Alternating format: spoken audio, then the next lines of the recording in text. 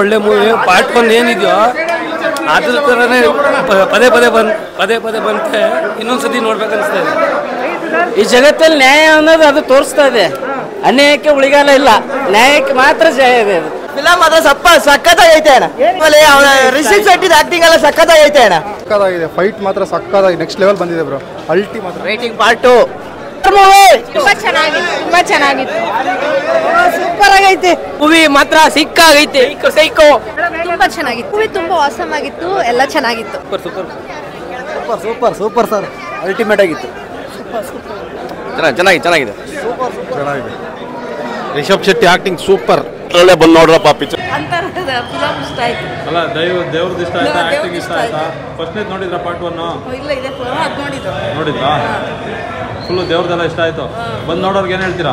ಎಲ್ಲ ಸೂಪರ್ ಆಗೈತೆ. ಕಾಂತಾರ ಫಿಲಂ ಅಂತ ಹೇಳ್ತೀವಿ. ಬಂದು ನೋಡಿ ಅಂತ ಹೇಳ್ತೀರಾ? ಬಂದು ನೋಡಿ ಚೆನ್ನಾಗೈತೆ. ಇನ್ನೊಂದ್ಸರಿ ಹೋಗಿ ನೋಡಿ. ಎಷ್ಟು ವರ್ಷ ಆಗಿತ್ತು ಫಿಲಮ್ ನೋಡಿ ಥಿಯೇಟ್ರಿಗೆ ಬಂದು? ನಾವು ಅಲ್ಲೇ ಒಂದು 30 ವರ್ಷ ಆಗಿತ್ತು. ಇದೇ ಫಿಲಮ್ಗೆ ಬರ್ಬೇಕಂತ ಯಾಕೆ ಅನ್ನಿಸ್ತು?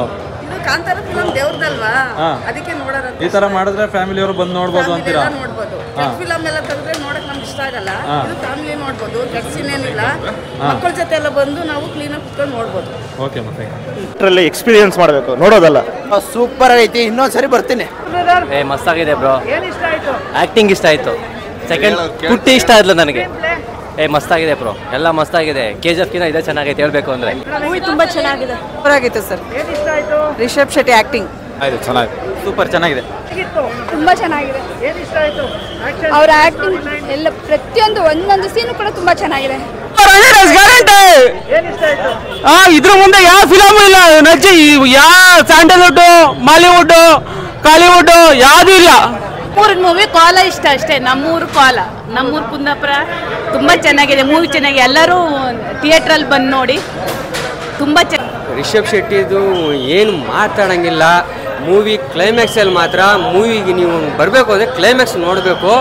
ಆ ವೈಬು ಥಿಯೇಟ್ರಲ್ಲೇ ನೋಡಬೇಕು. ಆ ವೈಬ್ರೇಷನ್ ಏನು ಅನ್ನೋದನ್ನು, ಆ ದೈವಿ ಭಕ್ತಿನ ಸಕ್ಕದಾಗಿ ತೋರಿಸಿದ್ದಾರೆ.